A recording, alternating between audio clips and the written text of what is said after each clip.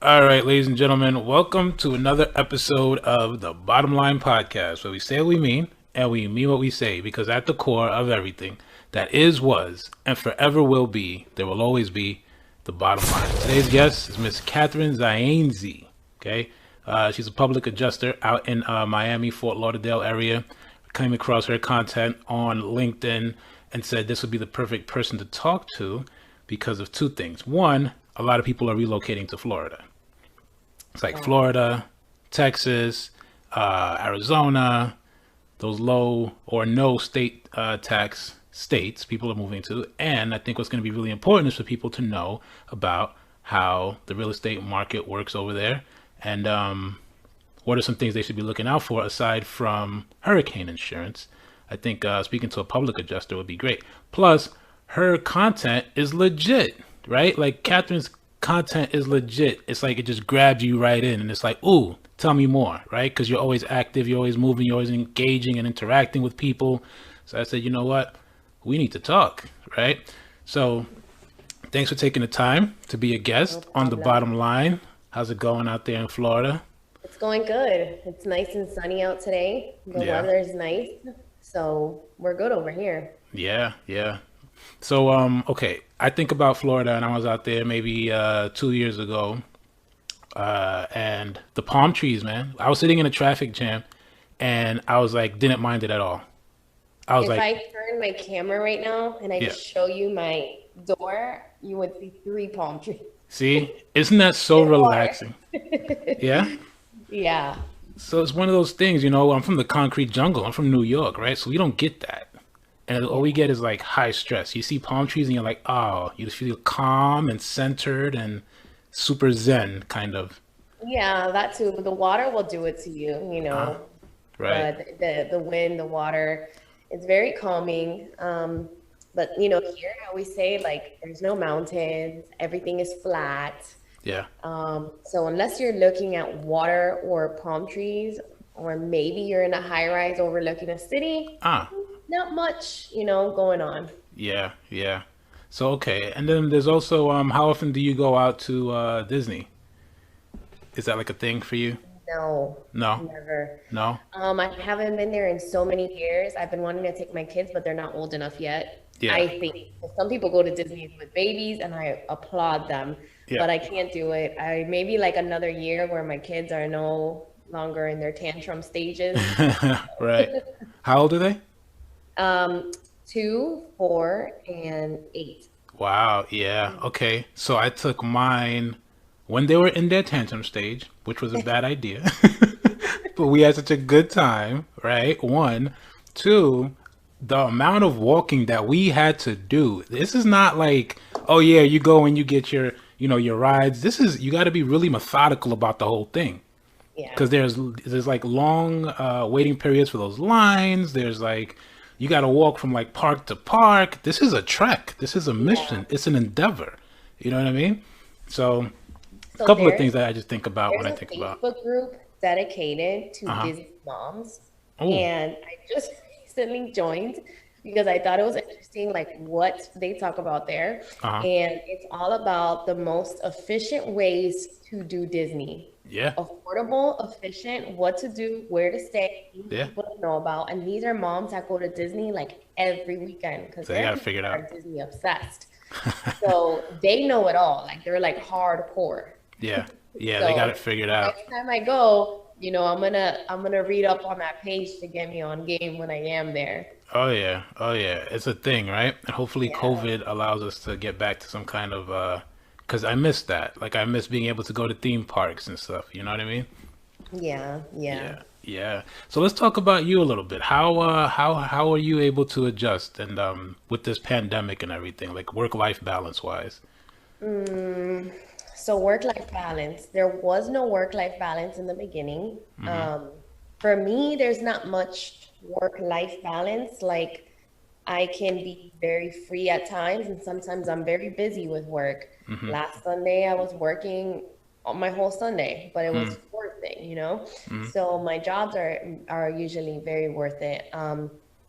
Now, in the beginning of the pandemic, when schools were closed and I was home with my kids, it was a disaster. Yeah, yeah, Finally, schools opened up, they went to school, and we're back to normal. But yeah. luckily, my industry has not been hit too hard by the pandemic because we're considered essential workers. Okay. If someone has a fire, they need someone there right away. Yeah. Water damage, someone has, a pipe leak. So we're able to, I like your cup. We're able to, Right. be there right away. So Yeah. we're kind of we are an emergency 24-hour, 24/7 service. Yeah. And, we're considered essential. So pretty much for us, not much changed. Yeah. Maybe doing a virtual inspection here and there. Gotcha. Okay. Someone who might not want some other people in their home, but yeah. So Yeah. So I saw one of your videos, which made me say, "Oh, I gotta have her on, man. She's too funny." Right? I saw one of your videos where you're like, you got a phone set, you got a headset on, and you're like talking to a client, and then you're like telling, I don't know, one of your kids, get down from there, get down from there, and you're like, oh, by the way, yeah, sure, and then get down from there, right? And it's like, this is what work is like now. that's real life. Like that's literally how it was Yeah. in the beginning of the pandemic when we were home from school. Mm-hmm. Three kids running around, screaming and jumping, and you trying to be on the phone, Right. cook, be a mother, be a wife, be everything, all in between. Yeah. And my husband was stuck in a room with like on the phone, can't leave, and I'm trying to prevent them from running into that room and busting in, Right. and being on the phone myself and getting snacks and Yeah.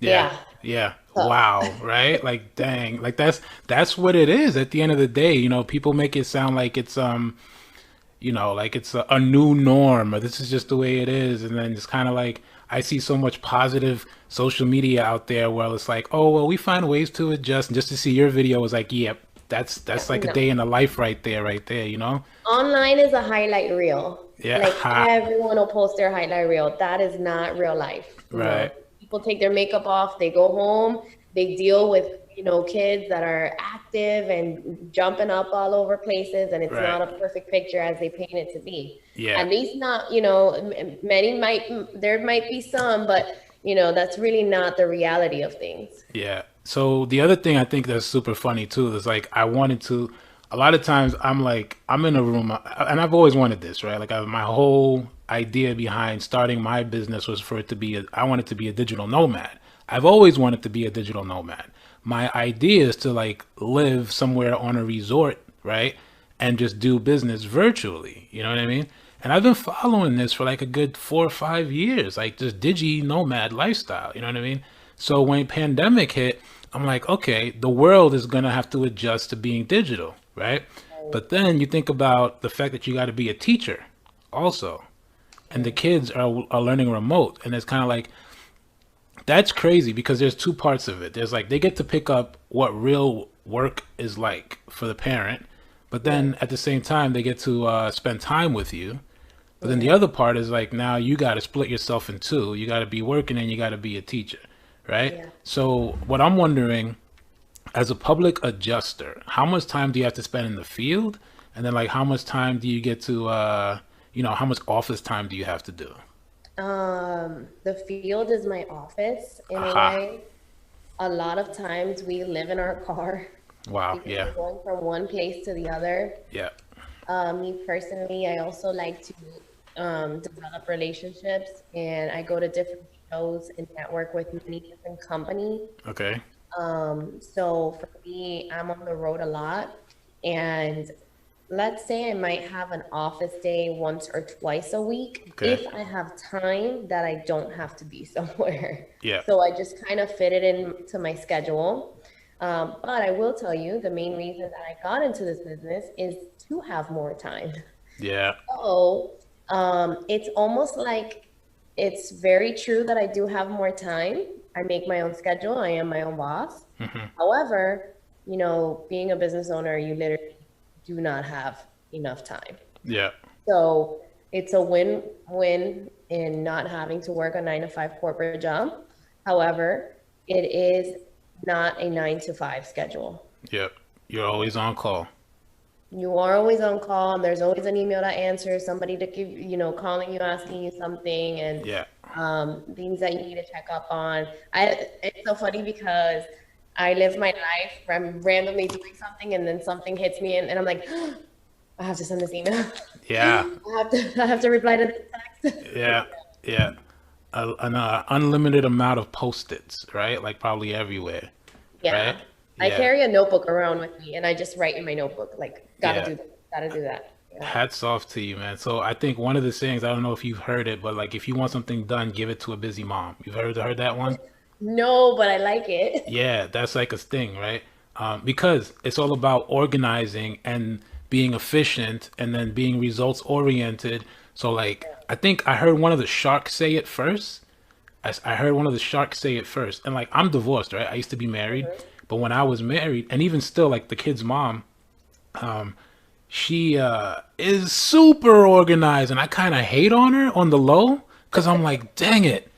You know what I mean? Because when I was Yeah. married, I had no idea. I was like, me, me, me, me, me, me, me. You know what I mean? But then when I saw how she was, like, when the kids started getting older, and it was like, there's feeding time, there's like, nap time, and there's like, and I was like, oh crap! All right, I'm gonna let you do your thing. You know what I mean? Yeah. And then I'm gonna go do me. But then I think when I heard one of the sharks saying on Shark Tank, I was like, yep, that's on the money. You want something done, give it to a busy mom, it'll get done.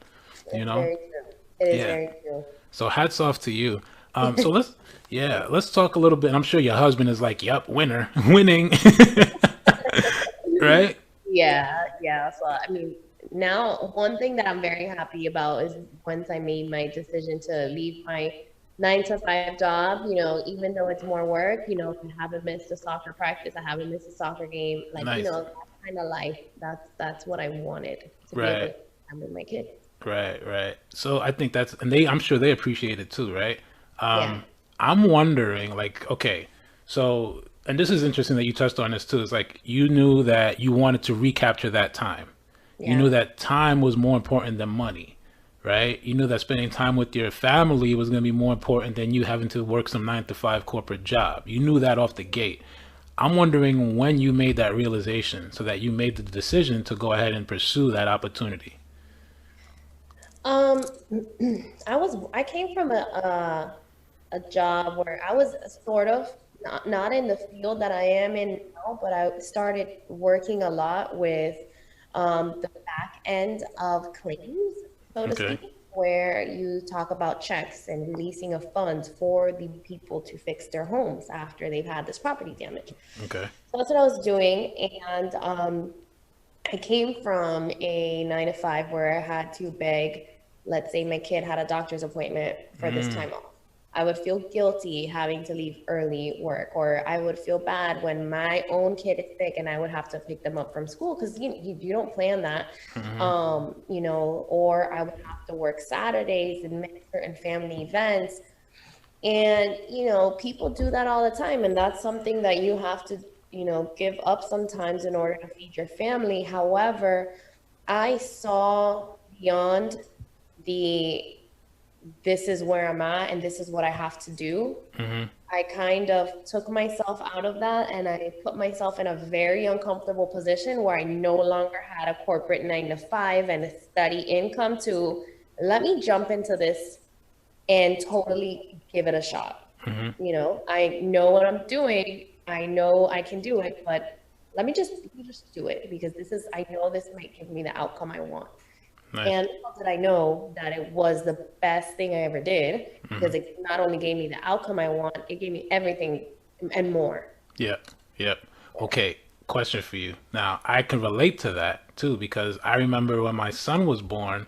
Um, so I was working an erratic schedule, right? So this would be like you work like an overnight and then you work maybe a morning and it was like Mm, super erratic and I'm like so unstable, I'm gonna break something, right? Like that's how I was thinking. I was like, yo, this is just too unstable for me and I want to spend time with my son. I want to spend right. time with my wife, right?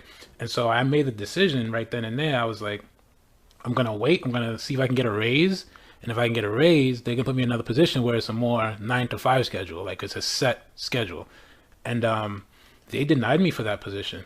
So, because they wanted to keep me where I was at, and I had this thing where I was like, I'm Why? gonna. Because you were good where you at what Oh, you did? yeah, I was doing what I was like, yo, I'm about it, right? Once I'm in, I'm in. It's like, tell me Right. what needs to be done. I'm from the ground up, right? I'm gonna do everything from the ground up. So they loved that about me, but it stopped. I thought I was going to move on. I was going to move up because I had that quality, and I was so ambitious, but it kind of backfired. And they're like, nah, you need to stay there because they didn't have anybody to replace me. So I remember my son was, he's still a baby and such. And like, his mom is still breastfeeding. And I'm like, this is not enough money. It's not enough money and I'm not getting enough time with them, right? So I decided I was going to go ahead and go full on real estate. And real estate is commission based. It's like you're not getting $1 till you close something, right? So I remember she was still working up until she had my son. And then I was like, you're not going back from maternity leave. I was like, forget about it. Like, you're not going back. She was like, no, I got to go. No, no, no, you're not going back. Like, and I saw it, right? Because I knew she loved being with our son, and I knew that she was like torn, and I was like, I got to step up. But the worst thing is, you go full on real estate to a commission job where there's no, base salary, nothing. There's nothing. So I was like, you got to go out, kill what you eat, kill what you eat. And I remember thinking, what you just said is like, I knew that this was going to have a good outcome. Keep at it, keep at it, keep at it. For you though, I'm wondering, okay, like, were you already a mom of 2 or of 3 at that point? And then like how did your husband support you in that decision? Like what was that like? So, luckily I have a great husband where if I make a decision, we support each other 100%. Yeah. And he said, go for it. I'm also a mom, very cautious, so I made sure that I left at a time where I had some wiggle room. Okay. And I made sure that I had the very next opportunity lined up before I jumped over. However, it's not like it wasn't guaranteed, You're in Florida, at least here, you can be let go for any reason at any time. Right. I have this corporate job I've been in for years. I too was so good at what I did that they would not give me a promotion when I was already basically doing the very next job that I was supposed to be promoted to. Wow. But there was people who, it's just corporate is very, unfulfilled promises really. Let's, move up the corporate ladder. Yeah, right. There's people that will apply brand new for a position and they'll get it before you. Right. So I was already, I already had my 3 kids. I just kind of went for it, and luckily things stuck and they worked out. Yeah. But it is pretty scary because you put so much responsibility on yourself that you kind of, if you think about it too much, you might not do it. Yeah, for sure. So I want to go into that right there, right? Because that's a mindset that I'm wondering when it was developed. Was that something that you were always like that as a kid? Kind of like, I think, a lot of people are risk averse. And even right now with the pandemic, thinking about leaving bigger cities to go find more square footage, right? To go find more nature, to go find the palm trees, or, you know what I mean? Like even that huge transition is crazy for a lot of people. So I'm wondering, like, how were you as a kid? Like, how did you grow up? Were you always just like risk taker or what? I grew up in a city in Miami, which is very, it's a very Hispanic, it's called Hialeah. Yeah. So you mentioned it to anyone in Miami, they'll know you're probably from Cuba. And Cuba, okay. Cubano, so that's Cubana. where the Cubans go, the refs, the Cuban refugees, where'd you go? Hialeah. So I grew up there, very, very small home. And I look back at it today. Sometimes if I ever drive down there, I look back and I'm just like, how did I live there? I mean, it's probably no more than 10 feet wide, the whole house. Like it was very small. And I was a very big tomboy. I was, I remember I always had I always wanted to do business ever since I was little. I mean, even when I was in kindergarten, they called my mom into the school because I was taking my toys from my house and selling them to the kids at first grade. Nice. And, so I think I've always had some, a business mentality. Then my parents got, they worked really hard. They they earned more, and they were able to provide more. And I was able to be in that transition and see us going from this to this to this. Right. And that gave me, the ability to say I can do the same thing. Yeah. So Let's go they back. started me young. Yeah, let's go back just a little bit more, right? Because it's funny you say that.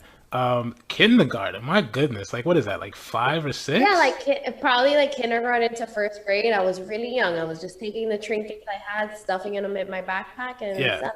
But one day the teacher called me with a bunch of toys in my bag love it. and some money. So Ah, what? That's insane. I love it. I love it. I love it. I love it. So like, okay, that's another thing, right? It's like, so you hear the whole thing about a hero is not born, a hero is made.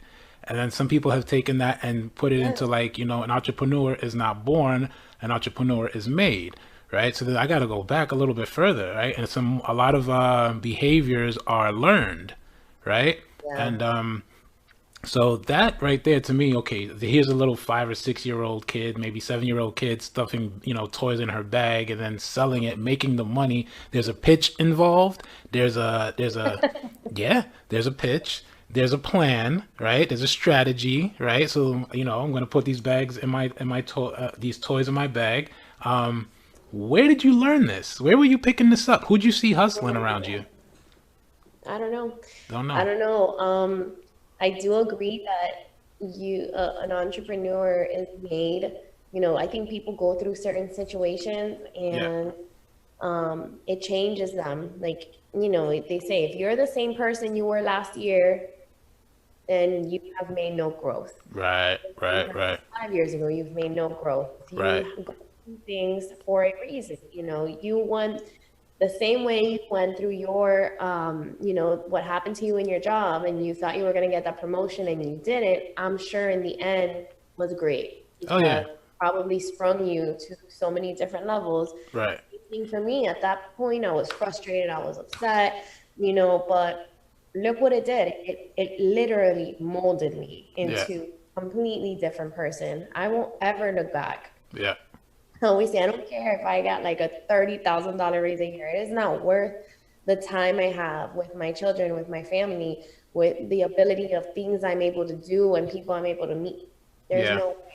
Yeah. Yeah. That fulfillment, right? Because you're in pursuit of that fulfillment, and something about you said, I got to recapture more of my time and be in control of my time, right? And Yeah. not. I think the other thing too is like when you realize that you are, and this is a big thing. I think it's a reoccurring conversation, and it's also like it's a cause for contention where people argue a lot about work-life balance, and a lot of divorces and a lot of like relationships are, I guess, broken because one person is not available for the other. And one of them, if you wind up with someone who's, 9 to 5 job oriented, and you're an entrepreneur, then you have a problem because that entrepreneur is probably going to be like focusing on building their business because they have more long-term goals that they're working towards, and the nine Right. to fiver doesn't understand it, right? Or the Right. other way around, where you have some people who are both 9 to 5s and they're happy, right? And they're satisfied. So let's try to get to that dynamic, right? Because it sounds like you're really self-aware. You know exactly what you want. You know exactly what you're gonna do to go get it, right? But then you're also married. You have 3 kids, so you have a husband who's supportive to you. What are some things that you look like? Okay, so like my whole thing is business relationships are almost similar to like personal relationships, right? They're pretty similar. They're like you can run parallels. So what do you look for in a business relationship that you probably practice every day in your personal relationship so you can say, okay, this is a viable relationship. I can grow this. I can cultivate this. What do you look for?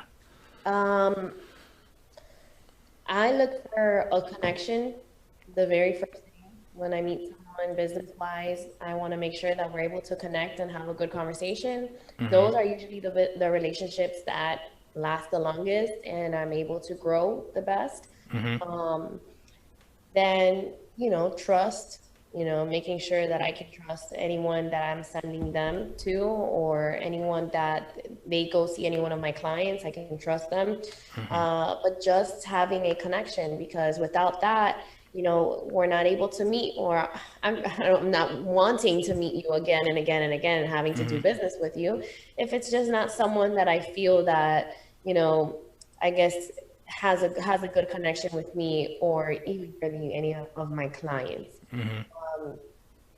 So you're right. I think that a business relationship is very close to a personal relationship. You become friends with the people you end up working with, Yep. and if they're good people, they're just gonna be your friend. Yeah. Me and my husband, he's also very business minded. Out of nowhere, I'll have families that he works with come into our barbecues, and I'm like, oh hey, There it is. that's just the way we are. We're very open Yeah. people. We're very inviting, and we really, really strengthen our business relationships. Yeah, I think so. That's what I tell a lot of people, right? I say, because I focus on like people who are in the startup phase, but sometimes you'll find people who are in business for like 5 years, 7 years, 10 years. They're still in the Right. startup phase, and their business is still like spending money on Facebook ads or like Google AdWords. They're still trying to generate leads. You know what I mean? And it's kind of like you want to get to a place where your business is like it's referral based at some point, right? And I think, and that's where my whole thing comes from. This, it's not a concept. It's like something that I've seen again and again. The more business I do, the more referrals I get. They're warm, right? And if they're warm leads, they're warm referrals because, and I get the invites to the barbecues or to the baptisms or to the communions, right? Because I've treated them like family. You know what I mean? But then here's the dark side of it. Now, I've had to fire a few clients. You know what I mean? Like I've had to, because I was like, you want me to help you, but you don't help yourself. You're not helping me help you, Mm. right? So like, walk me through that. Like, have you been in situations where it's kind of like you realize how much control you have of your time, and you want to make the best use of it, and you had to let like maybe people go? Maybe in a coaching environment, that I can see how that can happen.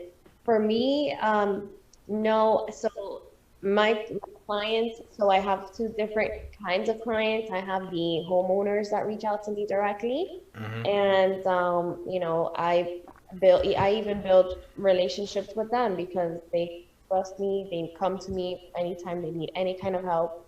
I'm always there for them. I'm always answering my phone, even when I think it's a scam call. Right. And now, then I have my vendor relationships, my roofing companies that I work with, my plumbers, my restoration companies. I like to keep a tight circle of people that I work with. Now, if I've had, let's say, maybe one job that didn't work out, I didn't like how they worked, I just won't use them again, and that's Yeah. done.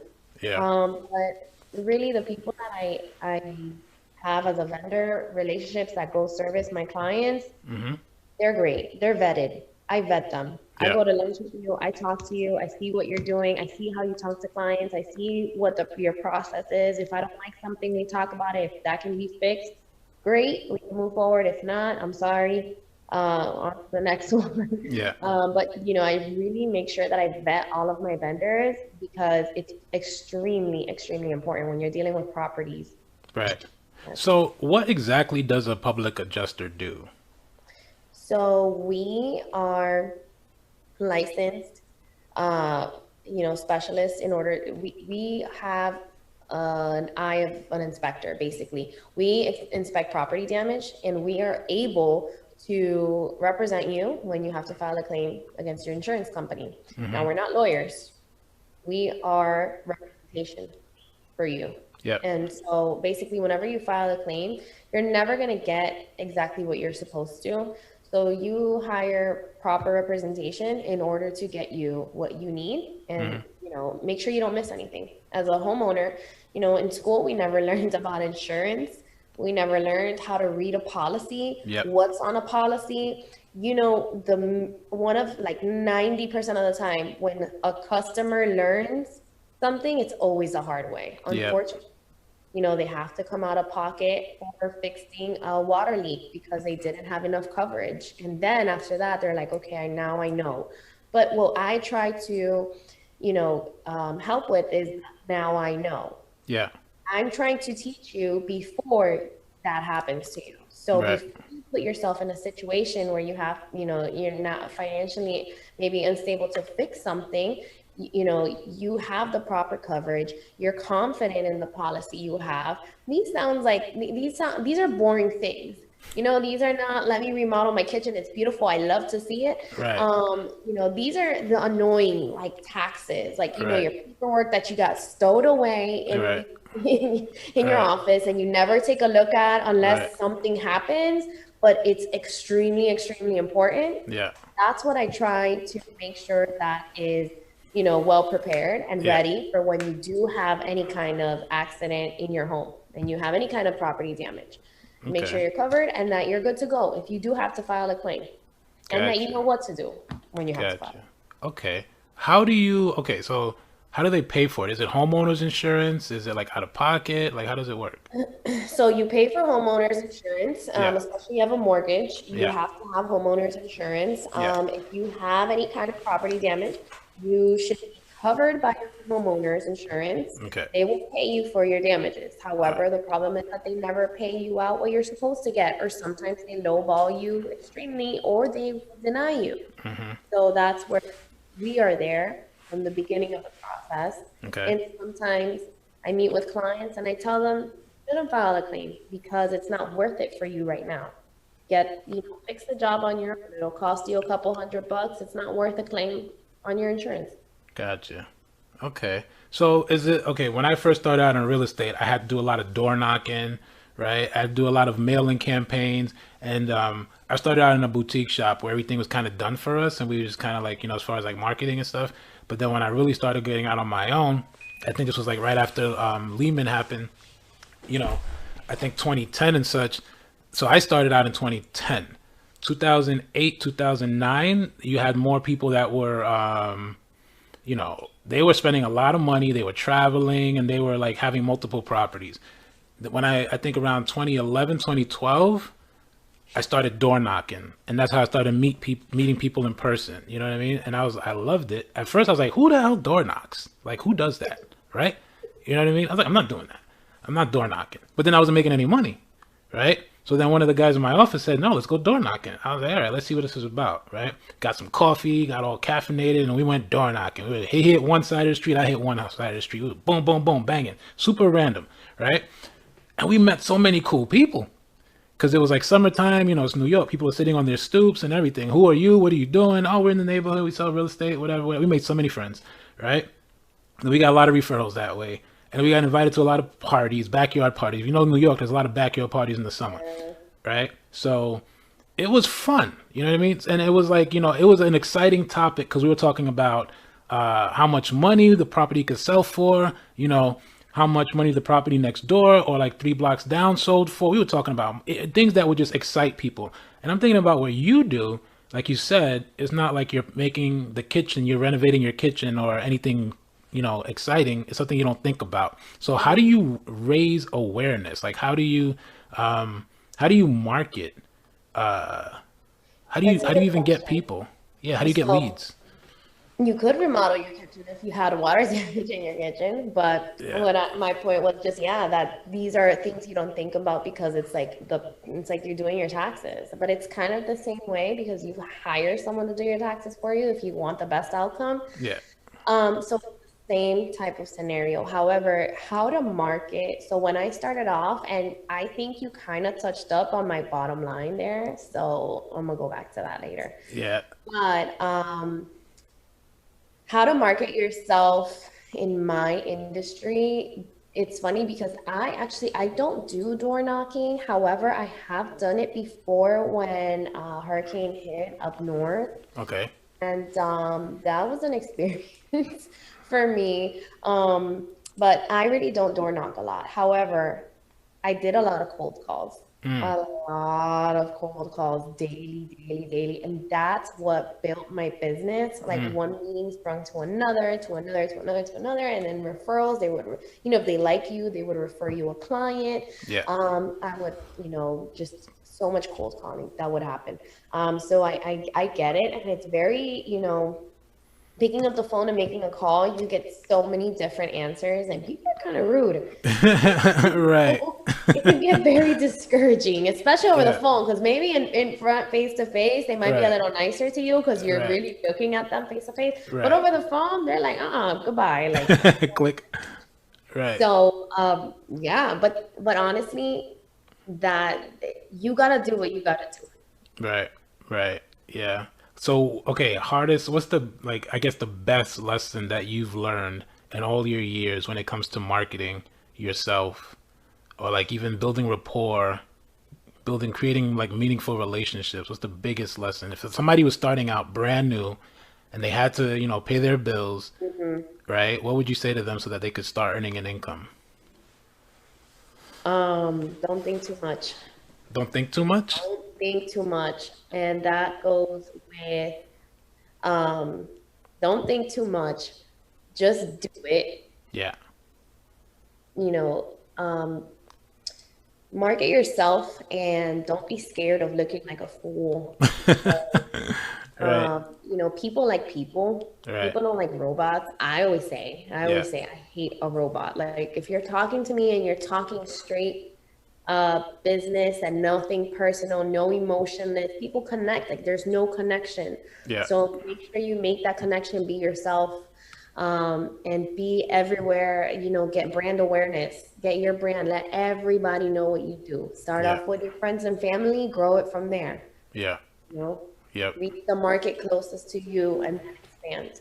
Yeah, yeah. Okay, yeah. So I think one of the biggest lessons that I've learned is that everybody's different and there's not like a blanket approach to a pitch. Like you always got to change your approach. Yeah. You know what I mean? And I kind of learned that because I've seen, and like you said, right? It's like don't overthink it. You know what I mean?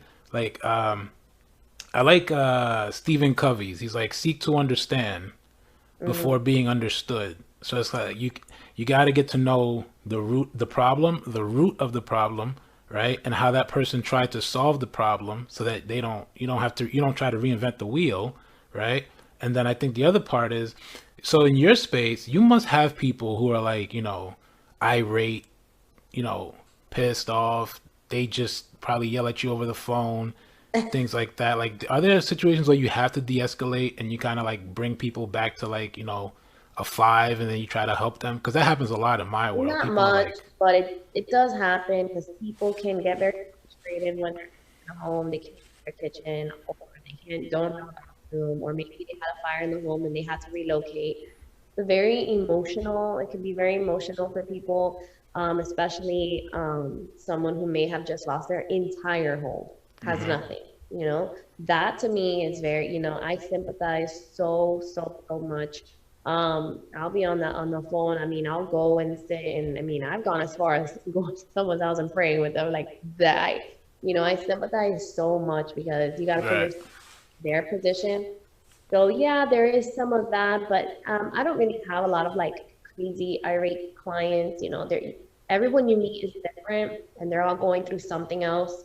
yeah, Despite of the fact that maybe their whole half their house is, unlivable, they're also going through personal things beside that. So you can never really get too upset because you just don't know what's going on. yeah, Kind of got to be a chameleon and adapt to everyone and their feelings. And if you can't do that, you're not going to have the easiest time yeah, because people want to feel like they can connect with you. And it's right, just changing your tone, maybe the way that you're communicating, and being able to really establish a connection with that person. And just accepting people, you have to be able to accept people for who they are. right, You can't think that because someone is different, they act differently than you.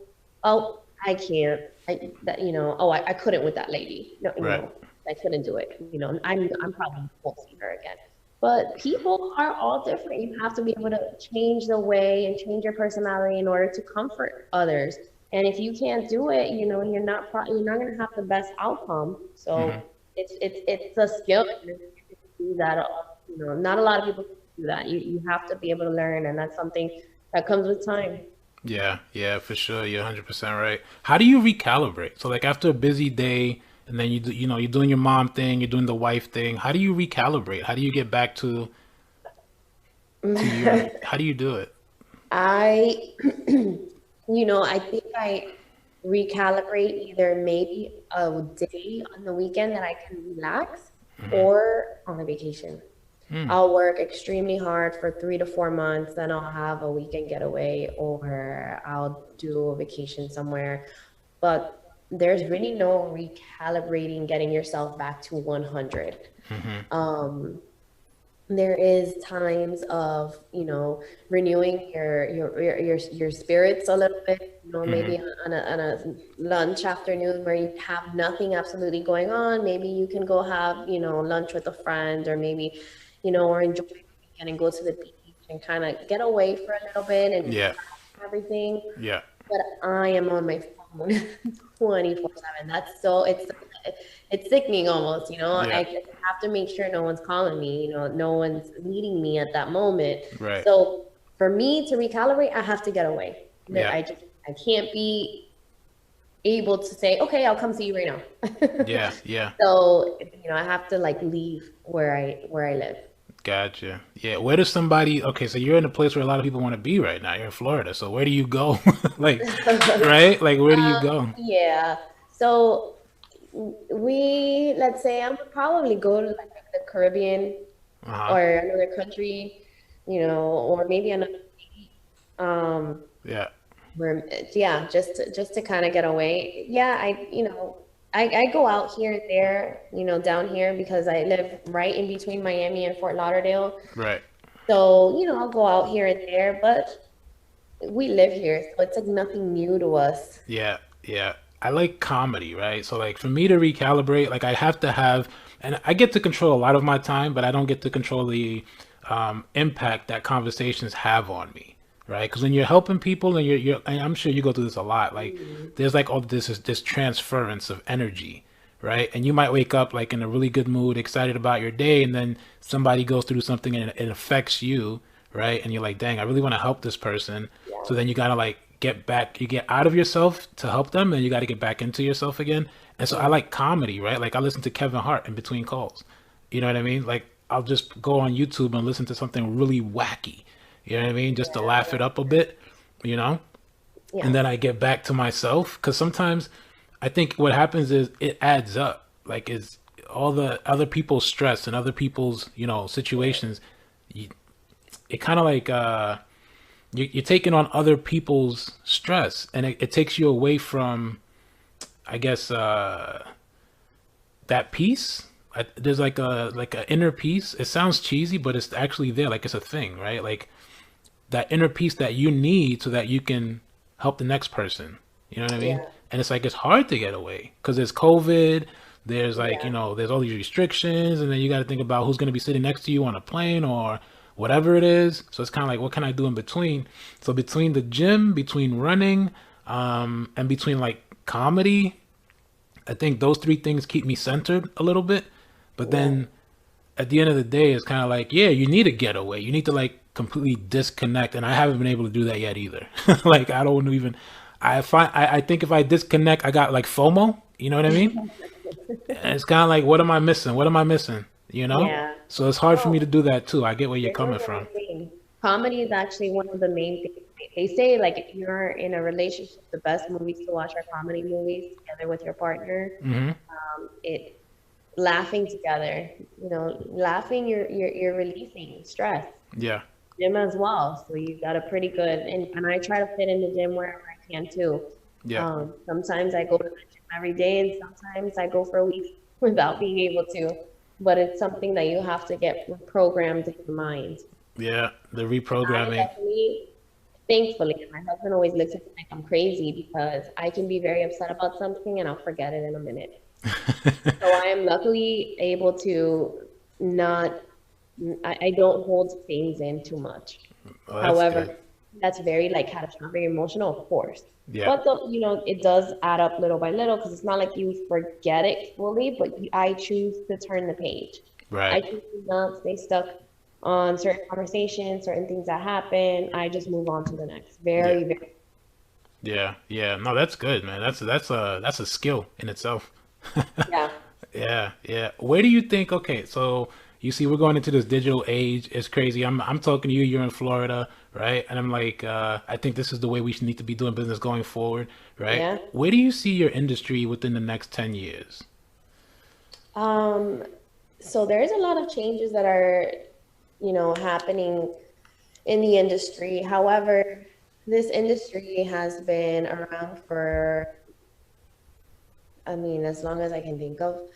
And it's now, I feel like there is now more people finding out about our industry. So Okay. insurance, being a contractor, I think people need to stop looking at, I want to be, I'm not going to say, like just a regular, I want to be a doctor, I want to be a pharmacist, I want to be a dentist, the common, Right. little kids grow up, they always think kind of the same things. Right. Right. Wow, if you take a look at like the contractor industry, there is so much money and so much opportunity. And I think that now with people looking for jobs and people are coming out of their shell. People are trying different things. Hmm. People are saying, okay, let me completely, I've talked to so many people that say, let me completely change the industry I'm in. I need a change. Yeah. I got let go from my job, but I don't want to go into back to something that had me feeling the way I was. I need change in my life. They'll go find something completely different, and it's a skill. These are jobs you can learn. Go get your license. Go practice. You know, and trade jobs, they're good and they pay you very, very well. Yeah. You can make a brand out of it. Yeah. But that's where I see the industry going, just getting a lot more, a lot more saturated, more attention. And I've talked to so many people that contact me, they're like, I want to become a public adjuster. And I'm like, what? Like, why? Yeah. Yeah. Like I had my reason why, and Right. but at the same time, like what made you say that? I'm always so curious. But Yeah. I people contact me and say that, so I think it's just an industry that's getting shed light on, Right. and it's an industry that's never gonna go away. People are always gonna have homeowners insurance. They're always gonna have damages. Yeah. Hurricanes are always gonna be in Florida, passing Yeah. by, and even not in Florida, everywhere. The weather's getting crazier. Hmm. It's it's kind of weird. Like they say, like, oh, what's gonna happen 2020, Yeah. 2021, but there's so many predicted named storms to come this year. Let's see, right? But Right. Right. the weather is changing constantly and all the time. And I don't just work in Florida, I work outside of Florida as well. Okay. Oh, really? Okay. And tornadoes. Mm. Like people are scared of hurricanes. I'm scared of a tornado. I know when a hurricane's coming. Yeah. So Yeah. I can get What? out if I need to. A tornado, Yeah. you got 5 minutes to find a safe spot, right? Right. Um, so hailstorms, tornadoes, windstorms, all of that. Right. Right. What? Yeah. So that's the other thing too. It's like I think about that when it comes to places like Florida and even tropical climates. I'm like, dang, you gotta be prepared for all of that. You gotta have like a shelter and all, Oh, you you know? do. It's Yeah. crazy. Yeah, for sure. Let's play a game, right? It's called Hands Down, the lightning Uh-oh. round. Okay. Uh-oh. I'm going to give you three topics. You tell me your bottom line about these three topics. If you don't like the topic, you just say pass and I'll move on to the next one. Okay. Okay. All right. First one, you're living in the year 2035. Okay. 2035, you've got two ways that you can travel. You can travel by air or you can travel underground, right? Which one are you choosing? Air for sure. By air. Are you flying it or do you have a pilot? I have a pilot, I have a pilot. All right. I hear that. a Okay. professional. Okay. Second question. You are again living in the year 2035. You can live in a major city, but the major cities now are they're floating cities. Okay. And you can also live on a farm, which is not floating. All right. Now, the benefit of living on the farm is that you can grow your own crops and do your agriculture. The benefit of living floating is that people will deliver stuff to you and you're just like on top of the world. Which one are you choosing? I have questions. Yeah. So, will I fall from the floating city? And two, are they delivering me products directly from that farm with Well, that are clean that's a products, good right? question. I didn't think about that. If so, I might choose the floating city. Uh-huh. Otherwise, I'm living on the farm. Okay. I'm on the Yeah, farm. I'm definitely on the farm. yeah. Yeah, for sure. Okay. And the third question finally is do you think that we should always have a president or a king, or should we all just be personally, individually responsible for ourselves and our freedoms? Ooh, you're gonna make me go down a rabbit hole. That's kind of left it for the Um, end. I think we're all responsible for our own personal freedom. I think that we are in control of what we do. You can't control other people. However, I do think that without getting too deep, sometimes people need some guidance because, like we were just talking about, not everyone is alike. So I may be a great person, just like you, but the next person next to us might not have the same mentality and they might think something is okay that is morally not. Right. So there has to be some kind of order.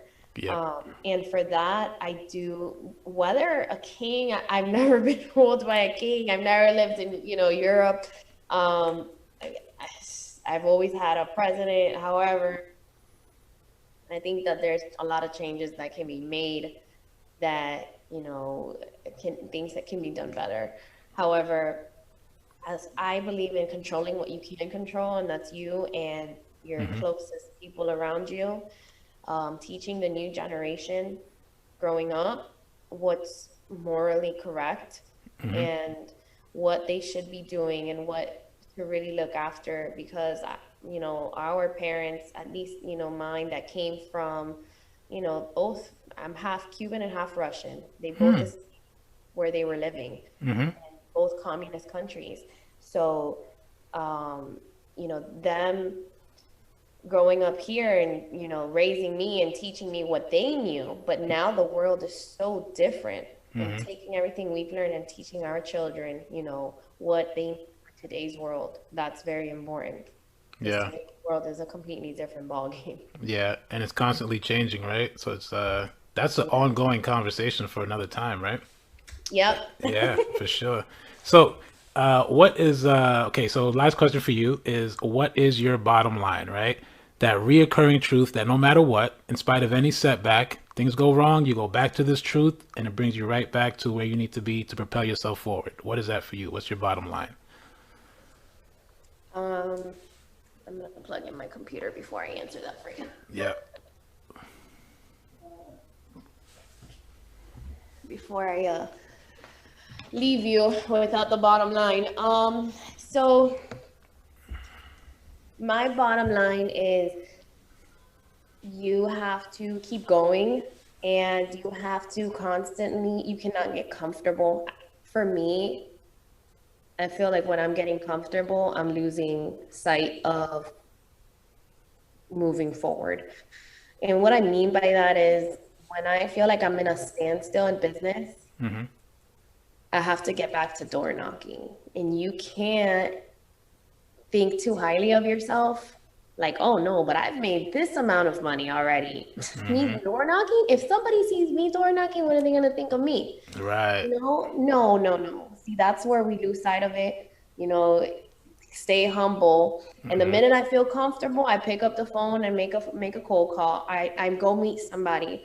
I go talk to somebody new because I'm allowing myself to backtrack and feel comfortable. The minute you feel like, yeah, things are going great, and I'll just kind of sit back for a little bit, Mm-hmm. that's my bottom. I Yeah. have to get back to it. Yeah. So for me, my bottom line is just don't get comfortable. Love it. The minute Love it. that happens, I'm getting losing sight of where I want to go. Love it. Outstanding. I love that. That's it. Just don't get too comfortable, right? Keep it Yeah. going. Yeah, for sure. Where do people find you, Catherine? People can find me on LinkedIn. I use LinkedIn a lot. Mm-hmm. I also have an Instagram page that I created it for some brand awareness as well. It's Kat, the public adjuster. On Okay. LinkedIn, my first name Katherine, last name Zaensi, Zaensi. Little complicated, Yeah. Zaensi. And those are the two platforms I use the most, as well as my phone number that's always active and working, and that's 954-501-0231. Yep, Call there or she text, is. I'm always available. There she is. Outstanding. Katherine Zaensi out in Fort Lauderdale / Miami, doing amazing things as a public adjuster. She's not just a public adjuster, she is a person, like a real person, right? Yeah. This was an amazing conversation. I want to thank you for taking the time today to make this happen, right? And yeah, follow Katherine, watch this again and again and again and again, and don't get too comfortable. Go door Yeah. knocking and make some cold calls. All right. This Got was it. the Bottom Line Podcast, where we say what we mean and we mean what we say, because at the core of everything that is, was, and forever will be, there will always be the bottom line.